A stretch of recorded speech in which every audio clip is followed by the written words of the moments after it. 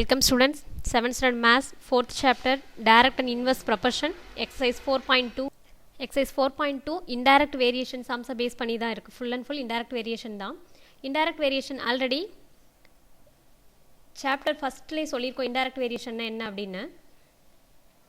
Indirect Variation form என்ன? X into Y equal to K. அதாவது two quantities multiply பண்ணுறது. Once revise பண்ணுவோம். X, Y என்ற two quantity எடுத்துக்கிறோம். X என்றது எதை மென்ஷன் பண்ணுது? Number of workers, number of days ஒய்ன்றது.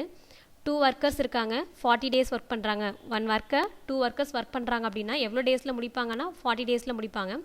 அதுவே 4 workers, number of workers increase ஆகுறாங்க. கண்டிப்பாக இன்னும் அதிகமான ஆட்கள் வேலை பார்த்தாங்க அப்படின்னா கண்டிப்பாக நாட்கள் என்னவாகும்? கம்மியாகும். இங்கே ஒர்க்கர்ஸ் ஆள் அதிகமாகறாங்க, அதனால் அந்த ஒர்க்கர்ஸ் சீக்கிரமே செஞ்சு முடிச்சிருவாங்க, டேஸ் கம்மியாகும். ஒரு வேல்யூ இன்க்ரீஸ் ஆகும், ஒரு வேல்யூ டிக்ரீஸ் ஆகும் ஆகுது. ஸோ அதனால் இது indirect variation. One side increase ஆகும், அதர் சைடு டிக்ரீஸ் ஆகும். ஆனால் இல்லை ஒன் சைடு டிக்ரீஸ் ஆகுது, அதர் சைடு இன்க்ரீஸ் ஆகுது அப்படின்னாலும் அது இன்டைரக்ட் வேரியேஷன். இன்டைரக்ட் வேரியேஷனுடைய form x into y equal to k. Exercise 4.2ல second question, 6 pumps are required to fill a water sump in 1 hour 30 minutes. What will be the time to take and fill the sump if one pump is switched off? ஒரு water tank ஒன்று fill பண்ணுறாங்க. அது fill பண்ணுறதுக்கு எவ்வளோ time ஆகுது அப்படின்னா 1 hour 30 minutes ஆகுது. இந்த 1 hour 30 minutes ஃபில் பண்ணுறதுக்கு எத்தனை பம்ப்ஸ் யூஸ் பண்ணுறாங்கன்னா 6 பம்ப்ஸ் யூஸ் பண்ணுறாங்க. நெக்ஸ்ட் என்ன பண்ணுறாங்க, அதில் 1 பம்பை ஸ்விட்ச் ஆஃப் பண்ணுறாங்க. இப்போ 1 பம்ப் ஸ்விட்ச் ஆஃப் பண்ணதுக்கப்புறம் அந்த வாட்டர் டேங்க் எவ்வளோ டைம் எடுத்துக்கும் ஃபில் ஆகிறதுக்கு அப்படின்னு கொஸ்டின். கிவன் வேல்யூ செப்பரேட் பண்ணுறோம். Number of pumps, time. இப்போ எத்தனை பம்பு ஃபில் பண்ணுது, அதுக்கு எவ்வளோ டைம் எடுக்குது அப்படின்னு ரைட் பண்ணியிருக்கோம். நம்பர் ஆஃப் பம்ப்ஸ் எவ்வளோ? First 6 pump. 6 பம்பு ஃபில் பண்ணும்போது எவ்வளோ டைம் ஆனது? 1 hour 30 minutes ஆனது. இப்போ ஒன்று வந்து ஹாரில் இருக்குது, ஒன்று வந்து மினிட்ஸில் இருக்குது. ஸோ ரெண்டையும் என்ன பண்ணுறோம்? மினிட்ஸ் கன்வெர்ட் பண்ணுறோம். 1 hour அப்படிங்கிறது எதை மென்ஷன் பண்ணுது? 60 minutes. 60 minutesோட ஒரு 30 minutes கொடுத்துருக்காங்களா, ரெண்டையும் ஆட் பண்ணோம் அப்படின்னா 90 minutes ஆகுது. அப்போது 6 பம்ப்ஸ் ஃபில் பண்ணுறதுக்கு எவ்வளோ டைம் ஆகுது? 90 minutes ஆகுது. நெக்ஸ்ட் என்ன ஆகுது அப்படின்னா 1 பம்பை மட்டும் ஸ்விட்ச் ஆஃப் பண்ணுறாங்க. அப்போது 6லேருந்து 1 சப்ராக்ட் பண்ணுறோம். ஏன் இந்த 1 சப்ராக்ட் பண்ணுறோம் அப்படின்னா 1 பம்பை ஸ்விட்ச் ஆஃப் பண்ணதுக்கப்புறம் எவ்வளோ பம்ப் அங்கே ஒர்க் ஆகிருக்கும்? 5 பம்ப் தான் ஒர்க் ஆகிருக்கும். அப்போது 6 பம்ப் வந்து வாட்டர் ஃபில் பண்ணும்போது 90 minutes ஆகுது. 5 பம்ப் வாட்டர் ஃபில் பண்ணுது அப்படின்னா எவ்வளோ டைம் ஆகும்? இப்போ நமக்கு எந்த டேட்டா ரெண்டுமே தெரியும், நம்பர் ஆஃப் பம்ப்ஸ் தான் தெரியும். இதை ரெண்டையும் ஃபஸ்ட்டு கம்பேர் பண்ணுறோம். 6 பம்ப்ஸ்லேருந்து 5 அப்படிங்கிறது இன்க்ரீஸ் ஆயிருக்கா, டிக்ரீஸ் ஆயிருக்கா? 6லேருந்து 5ங்கிறது டிக்ரீஸ் வேல்யூ தானே. நெக்ஸ்ட்டு 6 பம்பு ஃபில் பண்ணும்போது 90 minutes ஆகுது. 1 பம்ப் வந்து இதில் கம்மி ஆகிட்டு. அப்போ 5 பம்ப் ஃபில் பண்ணும்போது இந்த 90 minutes விட டைம் அதிகமாக தான் எடுத்துக்கும். அப்போது 1 வேல்யூ டிக்ரீஸ் ஆகுது, அதர் வேல்யூ இன்க்ரீஸ் ஆகுது. ஒரு வேல்யூ டிக்ரீஸ் ஆகும், அதர் வேல்யூ இன்க்ரீஸ் ஆகும். ஆனால் என்னென்னு சொன்னோம்? Inverse variation. 6/5 equal to 90 divide x. Inverse variation அப்படின்னு என்னென்னு சொன்னோம்?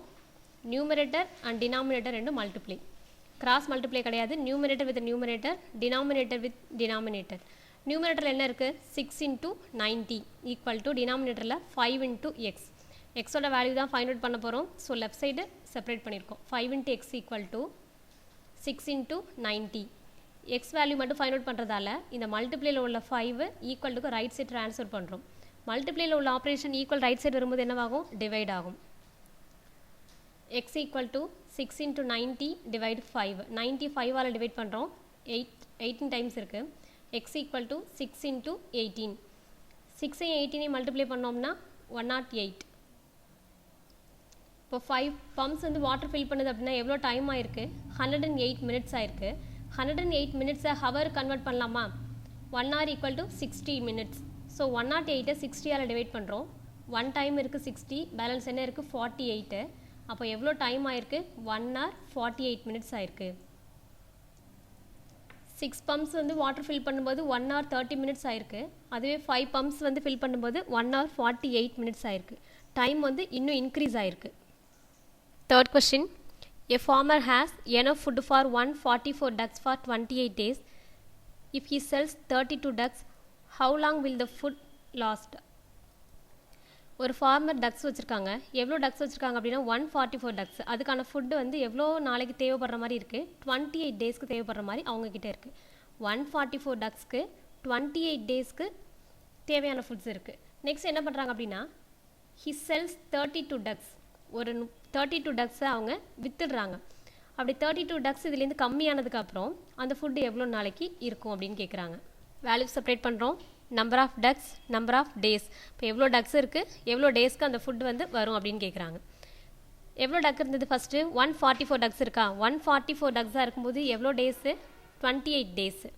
நெக்ஸ்ட்டு 32 இங்கே சப்ராக்டில் கொடுத்துருக்கோம். ஏன் இங்கே சப்ராக்ட் பண்ணுறோம் அப்படின்னா அவங்க 32 டக்ஸ் என்ன பண்ணுறாங்க, வித்துடுறாங்க. அப்போ 144லேருந்து 32ங்கிறது என்னவாயிடும், கம்மி ஆகிடும். அப்போ 144லேருந்து 32 சப்ராக்ட் பண்ணோம் அப்படின்னா 112 டக்ஸ். 144 டக்ஸ்க்கு 28 டேஸ்க்கு அந்த ஃபுட்டை கொடுத்துருக்காங்க. நெக்ஸ்ட்டு 112 டக்ஸ் ஆகிடுச்சு. 112 டக்ஸாக இருந்தது அப்படின்னா நம்பர் ஆஃப் டேஸ், எவ்வளோ நாளைக்கு அந்த ஃபுட்டு வந்து வரும் அப்படின்னு கேட்குறாங்க.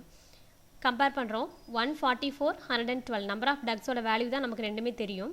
144லேருந்து 112ங்கிறது இன்க்ரீஸ் வேல்யூவா டிக்ரீஸ் வேல்யூவான்னு பார்க்குறோம். Decrease value. 144லேருந்து 112ங்கிறது டிக்ரீஸ் ஆகிருக்கு. அப்போது 144 டக்ஸுக்கு வந்து 28 டேஸ் அப்படின்னா 112 டக்ஸ் தான் இருக்குது. அப்போது அந்த ஃபுட்டு வந்து என்னவாகும், 28 டேஸை விட இன்னும் அதிக நாட்களுக்கு தான் அவங்க யூஸ் பண்ணுற மாதிரி இருக்கும். அப்போ நம்பர் ஆஃப் டக்ஸ் கம்மி ஆகுது, அந்த ஃபுட்டு வந்து இன்னும் அதிகமாக இருக்கும். 28 டேஸ் யூஸ் பண்ணி இன்னும் இருக்கும். டேஸ் வந்து இன்க்ரீஸ் ஆகுது. ஒரு வேல்யூ டிக்ரீஸ் ஆகும், ஒரு வேல்யூ இன்க்ரீஸ் ஆகும் இருந்தது அப்படின்னா இன்வர்ஸ் வேரியேஷன். இன்வர்ஸ் வேரியேஷன் என்ன சொல்லியிருக்கோம், இருக்க வேல்யூவை மல்டிப்ளிகேஷன். 144 / 112 = 28/x. ஃப்ராக்ஷன் ஃபார்மில் ரைட் பண்ணியிருக்கோம். Numerator multiply and denominator multiply. எக்ஸோட வேரியபிள் நமக்கு லெஃப்ட் சைடு வேணும் அப்படிங்கிறதால ஃபஸ்ட்டு இதை எடுத்து ரைட் பண்ணியிருக்கோம். x × 112 = 144 × 28. இந்த 112 அப்படிங்கிறது எக்ஸோட மல்டிப்ளிகேஷனில் இருக்குது. ரைட் சைடு வரும்போது டிவைட் ஆகுது. ஏன் இதை ரைட் சைடு எடுத்துகிட்டு வரோம்னு தெரியும்ல, எக்ஸ்ன்ற வேரியபிளோட வேல்யூ தான் ஃபைண்ட் அவுட் பண்ண போகிறோம். ஸோ 112 ஈக்குவல்ட்டுக்கு ரைட் சைடு எடுத்துகிட்டு வரோம். ரைட் சைடு எடுத்துகிட்டு வரும்போது 144 × 28 / 112. 28ஐயும் 112ஐயும் டிவைட் பண்ணுறோம். 128 28 112ங்கிறது 56 டைம்ஸ் இருக்குது. சரி, ஃபஸ்ட் ஒன் 144ஐயும் 112ஐயும் 2ஆல் டிவைட் பண்ணுறோம். 72 டைம்ஸ் இருக்குது. இங்கே 56 டைம்ஸ் இருக்குது. நெக்ஸ்ட் 28ஐயும் 56ஐயும் டிவைட் பண்ணுறோம்.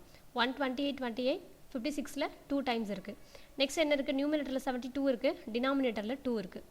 ஈக்குவல் டு 72வை 2ஆல் டிவைட் பண்ணோம் அப்படின்னா 36 டேஸ். அப்போ 112 டக்ஸ் இருந்தது அப்படின்னா நம்பர் ஆஃப் டேஸ் எவ்வளோ யூஸ் பண்ணலாம், 36 டேஸ்க்கு யூஸ் பண்ணலாம். நம்பர் ஆஃப் 144 டக்ஸாக இருந்தால் 28 டேஸும், 112 டக்ஸாக இருந்தது அப்படின்னா 36 டேஸும் யூஸ் பண்ணலாம். டக்ஸ் வந்து ரெடியூஸ் ஆகிருக்கு, ஸோ டேஸ் வந்து இன்க்ரீஸ் ஆகிருக்கு. இன்டைரக்ட் வேரியேஷனை செப்பரேட் பண்ணி கால்குலேட் பண்ணியிருக்கோம். 5th question. 40 students stay in a hostel. They had food stock for 30 days. If the students are doubled, for how many days the stock will last? ஒரு ஹாஸ்டலில் எவ்வளோ students இருக்காங்க, 40 students இருக்காங்க. 40 ஸ்டூடெண்ட்ஸ்க்கான food எவ்வளோ வருது அப்படின்னா 30 டேஸ்க்கு யூஸ் பண்ணுற மாதிரி இருக்குது. If the students are doubled, அங்கே இருக்க ஸ்டூடெண்ட்ஸை விட இங்கே என்ன ஆகுறாங்க, டபுள் ஆகுறாங்க. லாஸ்ட் கொஷினில் டக்ஸ் கொஷின் பார்த்தோம் இல்லையா, அந்த கொஷினில் இருக்க டக்ஸை விட ரெடியூஸ் ஆனது. இங்கே எப்படி இருக்குது, ஸ்டூடெண்ட்ஸை விட டபுள் அதிகமாக இருக்குது. அப்படி ஸ்டூடெண்ட்ஸ் அதிகமாக இருக்கும்போது அந்த ஸ்டாக் அவங்களுக்கு எவ்வளோ நாளைக்கு யூஸ் ஆகிருக்குன்னு கேட்குறாங்க. கொஷின் செப்பரேட் பண்ணியிருக்கோம். Number of students, number of days. இப்போ டேஸ் தான் ஃபைண்ட் அவுட் பண்ணணும். நம்பர் ஆஃப் ஸ்டூடெண்ட்ஸ் எவ்வளோ கொடுத்துருந்தாங்க, 40 ஸ்டூடெண்ட்ஸ் கொடுத்துருந்தாங்க. 40 ஸ்டூடெண்ட்ஸ் அந்த ஃபுட் ஐட்டம்ஸ் எவ்வளோ நாள் யூஸ் பண்ணியிருக்காங்க, 30 டேஸ் யூஸ் பண்ணியிருக்காங்க. நெக்ஸ்ட் ஸ்டூடெண்ட்ஸ் என்ன சொல்லியிருக்காங்க, டபுள்டுன்னு சொல்லியிருந்தாங்க இல்லையா. அப்போ 40லேருந்து டபுள், இது வந்து 2 மடங்கு ஆகுது. அப்போ 80 ஆகுமா. 40 ஸ்டூடெண்ட்ஸ் 30 டேஸ்க்கு யூஸ் பண்ணியிருக்காங்க, அதுவே ஸ்டூடெண்ட்ஸ் டபுள் ஆகிட்டாங்க, 80 ஆகிட்டாங்க. 80 ஸ்டூடெண்ட்ஸ் இருந்தாங்க அப்படின்னா எவ்வளோ டேஸ்க்கு அந்த ஃபுட் ஐட்டம்ஸ் யூஸ் பண்ணுவாங்கன்னு கேட்டிருக்காங்க. தென் நம்பர் ஆஃப் ஸ்டூடெண்ட்ஸை கம்பேர் பண்ணுறோம். 40லேருந்து 80 அப்படிங்கிறது என்னவாயிருக்கு, இன்க்ரீஸ் ஆகிருக்கு. 40லேருந்து 80ங்கிறது இன்க்ரீஸ் ஆகிருக்கு. இப்போ 80 ஸ்டூடெண்ட்ஸ் யூஸ் பண்ணுறாங்க அப்படின்னா டேஸ் கண்டிப்பாக கம்மியாக தான் ஆகும். ஏன்னா 40 ஸ்டூடெண்ட்ஸாக இருக்கும்போது 30 டேஸ் யூஸ் பண்ணியிருக்காங்க. இன்னும் அதிகமான பேர் சாப்பிட்டாங்க அப்படின்னா 30 டேஸ் வருமா, இல்லை அதுக்கு கம்மியான டேஸ் தான் வரும். ஸ்டூடெண்ட்ஸ் இன்க்ரீஸ் ஆகிருக்காங்க, டேஸ் கம்மியாகுது. So indirect variation. இன்டைரக்ட் வேரியேஷன்னா என்ன பண்ணுறோம், நியூமரேட்டர் டினாமினேட்டர் அப்படியே மல்டிப்ளை. 80 × x = 40 × 30. எக்ஸோட வேல்யூ தான் ஃபைண்ட் அவுட் பண்ணுறோம். ஸோ அந்த 80ன்ற கான்ஸ்டண்ட்டை ஈக்குவல்ட்டுக்கு ரைட் சைடு எடுத்துகிட்டு வரோம். மல்டிப்ளையில் உள்ளது என்னவாகும், டிவைட் ஆகும். x = 40 × 30 / 80. 40 80 டிவைட் பண்ணலாமா? 140 40 240 என்னவாகும்? 80. தென் 2ஐயும் 30 டிவைட் பண்ணுறோம். 2 1s are 2, 15 டைம்ஸ் 30 ஆகுமா? அப்போ நம்பர் ஆஃப் டேஸ் எவ்வளோ? 15 டேஸ். 40 ஸ்டூடெண்ட்ஸ் யூஸ் பண்ணால் 30 டேஸ்க்கு அந்த ஃபுட்டு யூஸ் ஆகும். அதுவே 80 ஸ்டூடெண்ட்ஸ் ஆகிறாங்க அப்படின்னா 15 டேஸில் அந்த ஃபுட் ஐட்டம்ஸ் கம்ப்ளீட் ஆயிரும். 6th question. Meena had enough money to send 8 parcels each weighing 500 grams through a courier service. What would be the weight of each parcel if she has to send 40 parcels for the same money? Meena அப்படின்றாங்க ஒரு courier சர்வீஸில் parcel பண்ணுறாங்க. என்ன parcel பண்ணுறாங்க அப்படின்னா ஏதோ ஒரு things parcel பண்ணுறாங்க. எத்தனை பார்சல்ஸ் அப்படின்னா 8 பார்சல்ஸ். 8 பார்சல் ஒவ்வொருடைய வெயிட்டு 500 கிராம்ஸாக இருக்குது. ஒவ்வொருடைய வெயிட் எவ்வளோ இருக்குது? 500 கிராம்ஸாக இருக்குது. இதே மாதிரி அவங்க பார்சல் எவ்வளோ பார்சல் சென்ட் பண்ணுறாங்க அப்படின்னா 40 பார்சல் சென்ட் பண்ணணும். 40 பார்சல் சென்ட் பண்ணும்போது மணி எல்லாமே ஒன்று தான். 8 பார்சலுக்குள்ள அமௌண்ட்டும் 40 பார்சல்ஸ்க்குள்ள அமௌண்ட்டும் சேம் தான். இப்போது 8 பார்சலை என்ன பண்ணுறாங்க? 40 பார்சலாக அவங்க டிவைட் பண்ணுறாங்க. 40 பார்சலை டிவைட் பண்ணும்போது ஒவ்வொரு பார்சலோட வெயிட் என்னவாக இருக்குன்னு கேட்குறாங்க. 8 பார்சல்ஸோட வெயிட் வந்து 500 கிராம்ஸாக இருக்குது. ஒவ்வொருடைய வெயிட் என்ன இருக்குது? 500 கிராம்ஸாக இருக்குது. அதுவே 40 பார்சலாக பிரித்து போடுறாங்க அப்படின்னா ஒவ்வொருடைய பார்சலோடைய வெயிட் என்னவாக இருக்கும் அப்படின்னு ஃபைண்ட் அவுட் பண்ணணும். கொஸ்டின் செப்பரேட் பண்ணுறோம். Number of parcels, weight of each parcels. First என்ன பண்ணுறோம்? 8 பார்சல். 8 பார்சலோட கிராம் எவ்வளோ இருந்தது? 500 கிராமாக இருந்தது. நெக்ஸ்ட் அந்த 8 பார்சலை எத்தனை பார்சலை நம்ம இன்னும் அதிகமாக்குறோம்? 40 பார்சல் ஆக்குறோம். 40 பார்சல் ஆக்கும்போது வெயிட் என்னவாக இருக்கும் அப்படின்னு ஃபைண்ட் அவுட் பண்ணுறோம். வெயிட் நமக்கு தெரியாது, ஸோ எக்ஸ்ன்னு மென்ஷன் பண்ணியிருக்கோம். பார்சலை கம்பேர் பண்ணுறோம். 8லேருந்து 40 அப்படிங்கிறது இன்க்ரீஸ் ஆகிருக்கு. 8லேருந்து 40ன்றது இன்க்ரீஸ். 8 பார்சலை பிரித்து 40 பார்சல் ஆக்குறோம். 40 பார்சல் ஆக்கும்போது அதோட கிராம் வெயிட் என்னவாக இருக்குன்னு கேட்குறாங்க.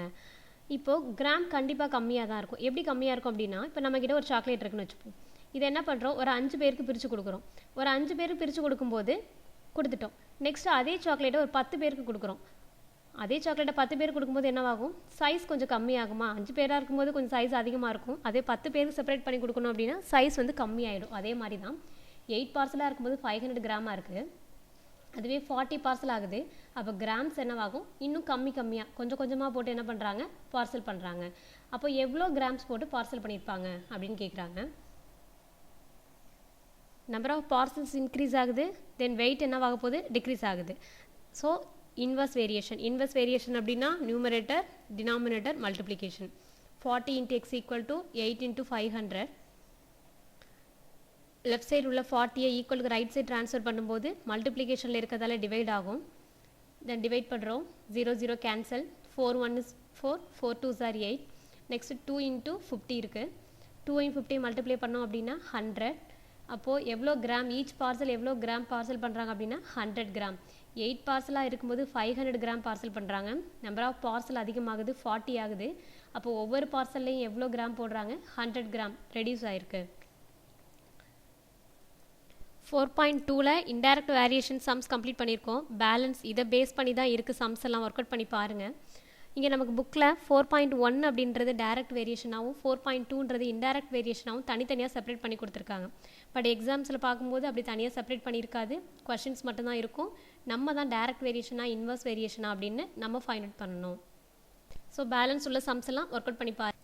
சம்மரி லெசன் இன்ட்ரோடக்ஷனில் பார்த்தோம் இல்லையா?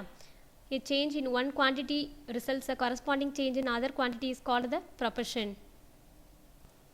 ரேஷியோனா என்ன, ப்ரொபோர்ஷன் என்னன்னு பார்த்தோம் இல்லையா? 2 குவான்டிட்டிஸை கம்பேர் பண்ணுறது ப்ரொபோர்ஷன் 1, 2 குவான்டிட்டிஸை கம்பேர் பண்ணுறது ரேஷியோ, 2 ரேஷியோஸை கம்பேர் பண்ணுறது ப்ரொபோர்ஷன் அப்படின்னு. தென் என்ன பண்ணோம்? குவான்டிட்டியை கம்பேர் பண்ணி பார்த்தோம். நெக்ஸ்ட் ஒன் டைரக்ட் வேரியேஷனுடைய ஃபார்ம் x/y, இன்டைரக்ட் வேரியேஷனுடைய ஃபார்ம் x × yன்னு பார்த்தோம். 4th சாப்டர் கம்ப்ளீட் பண்ணியிருக்கோம். Thank you students.